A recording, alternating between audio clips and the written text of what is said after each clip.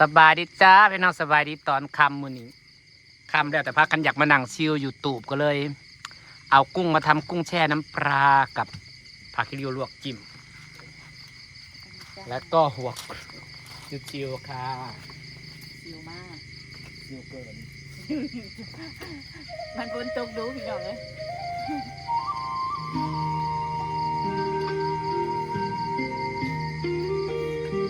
มานั่งฟังเพลงธรรมดาเบา ฝนตกกระลิง ๆ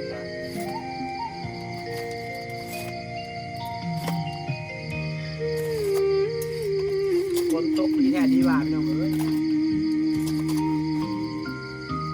ผักที่ริวลวกจิ้ม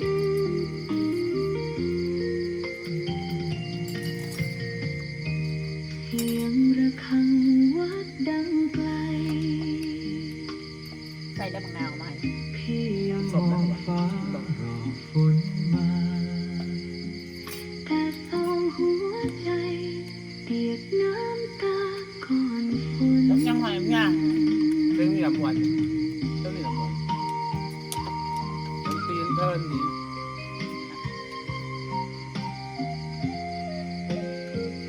เดี๋ยวฟังสบายหูนะพี่น้อง พี่ได้ยินเขาว่าน้องมีคำสาปย่างผ่านนาคราใดฟ้าก็แลงเดือนแปดมีสองคนแต่ฝนไม่หล่นสักที แซ่บแซ่บพี่น้อง จึงหนีไปอยู่วัดกราบพระล้างบาปทั้งน้ำตาถ้าน้องพ้นทาง นี่แหละเขาวแรง บ้านฝนอาจผ่านมาหล่อเลี้ยงนาพี่อยากตามน้องไปทุกคราแต่กลัวน้ำตาจะพาใจหนีให้น้องถือศีลอยู่ตรงนี้ และฝนให้ท้องนาบ้านเราและนี้น้องต้องไป เพื่อให้ฝนใหม่คืนมายอมจากพี่ทั้งน้ำตาพี่เจ็บกว่าเห็นนาร้าวรานหากฝนแรงหล่นลงดิน อย่าถามถึงคนนี้ไกล ถ้าฝนตก มันคือมันชื่อ เจ้า น้ำปลา ลาขอพี่อย่ามาตามคนไกล พวกเรา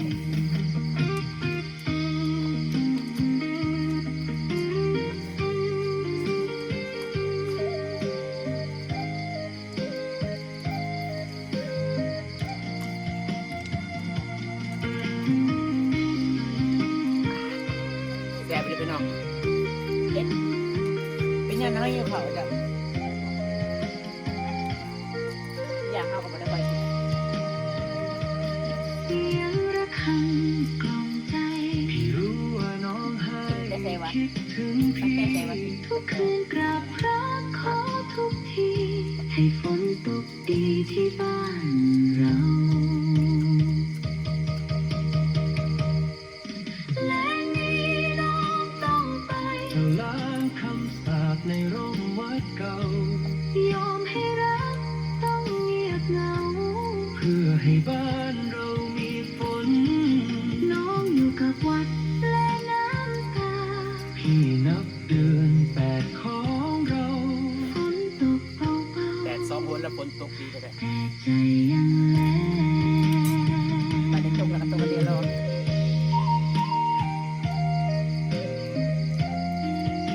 เราก่อนตก10 กว่ามื้อผักแค่3 มื้อ จงใส่ดำน้ น้ำมาหามื้อแล้วก็ยันแรกมันเห็ดหน่วยมันมีผัก ำตกกะลิอโล ตกบนตกแหง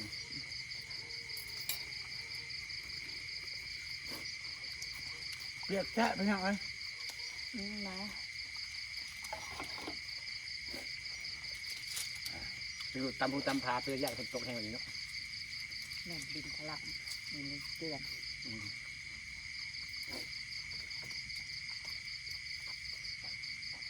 เฮ็ดสุดยอดพี่น้องเอ้ย พี่อาจจะโลกหลุดมาจ้ะ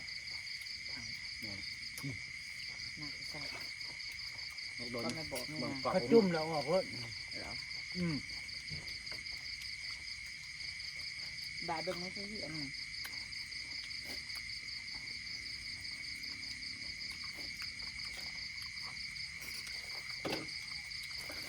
ต้องกินทั้งหนักไปนะ เรื่องวิธีก็แซ่บไปแล้วเรื่องนี้เธอหนึ่งก็แซ่บได้ไปหน่อย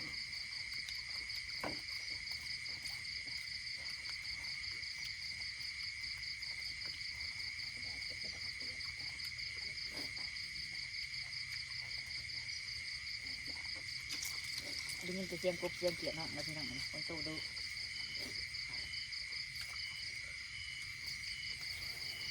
มาเตะเตะก้อนเลยเด้อมันเจ็บบ่พอละ เอาปากจะไม่ค่อยปากจะลวกกินนะ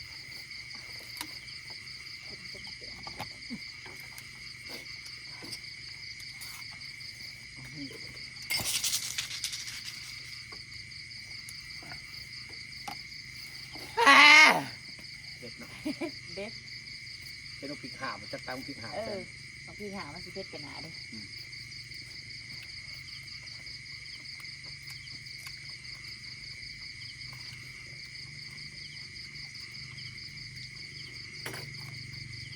เดี๋ยวอ้อยจะนอนอันนั้นกินไหนอ่ะ อยู่พอดีให้เนาะเราก็ได้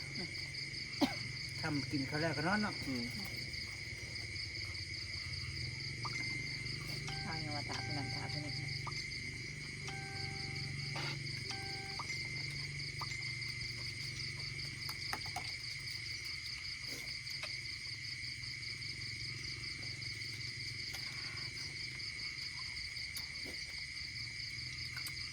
ใส่แบบว่า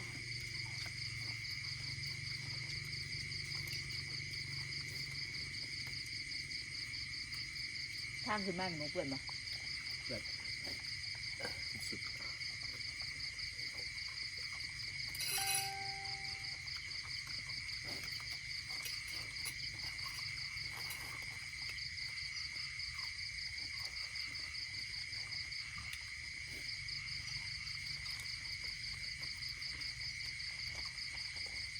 ใส่ทางไหนกันเนี่ยสุก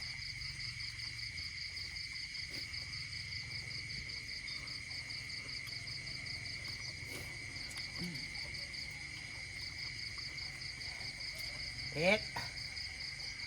กินใส่ไหล ตำนึงเลย จะตัดมันอยู่ป่านามาลาบ่ มันก็เผ็ดแซ่บได้ คันบุเพชรผัดบุคักแน่นอน มันเผ็ดๆนัวๆมันบ่เผ็ดแจ๊ดบางทีมันเผ็ดแจ๊ดบ่แซ่บได้เผ็ดออกแล้วมัน เพชรขมิ้นมาใส่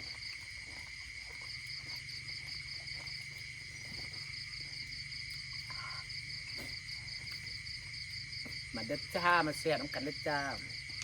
ต้องกินทั้งไห้ เพชรแบบองคุยน่าจะ โอ้ยหาออกมาตัวอื่นนะ เผ็ดอ่ะเผ็ดแซ่บพี่น้อง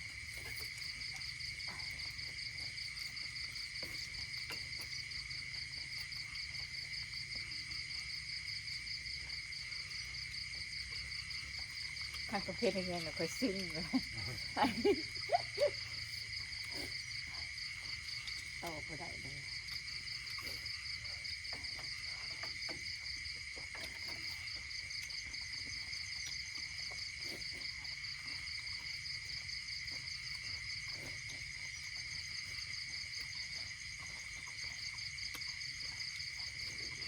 กินมาแกงกันแน่จะดูกัน เฮ้ย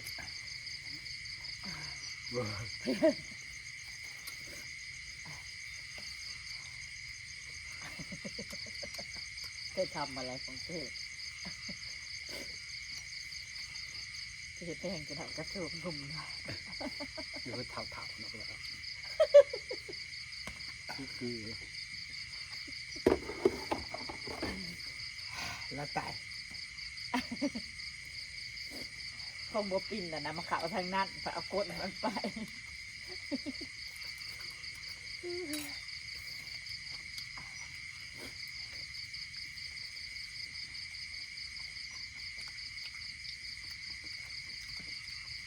เอาไว้มาช่วง บ่ได้ยังนะก็คือสิบ่ฮอดเนื้อเด้อ กินยังเก็บมังกร เก็บของเพิ่นนั่นแหละว่าหมายก็สิเอามือเฮือน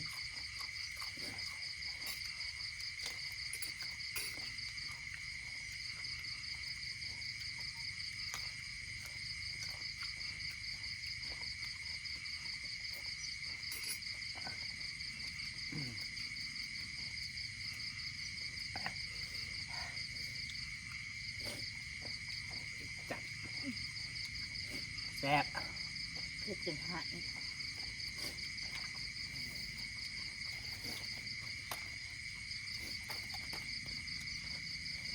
บ่เผ็ดกับบ่แซ่บไหน มา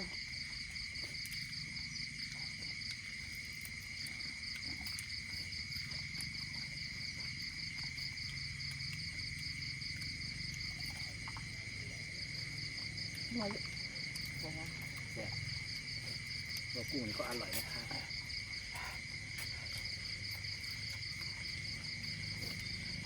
สุดเด็กละจ้า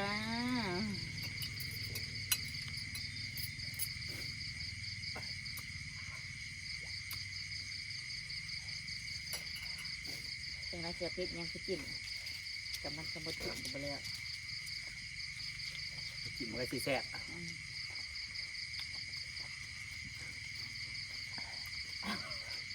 ทั้งเพชรทั้งยา ทั้งเผ็ดทั้งหยาบ ต้องคิดปานได้ดังยาค่ะ นับ1 2 3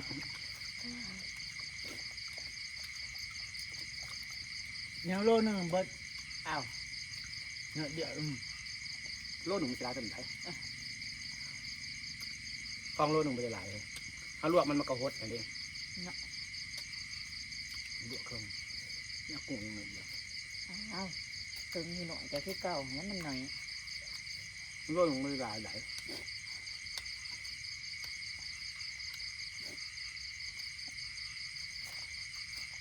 ขันก็ว่าร้ายด้วยเนาะ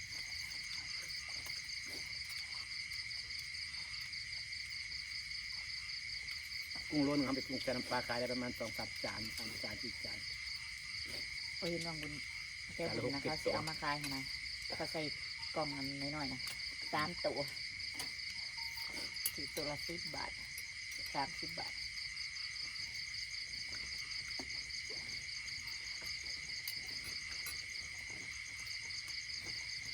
อิ่มเลยดูกระเปียกอิ่ม เผ็ดน้อง เผ็ดพี่น้องเอ้ย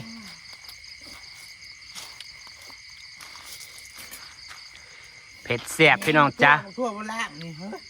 กินจนเบิดเท่าได้หมด กินจนอิ่มฮักกระจกมาบ่ล่างเอาไปแม่ปิดใส่ถุงให้เรียบร้อยเนาะ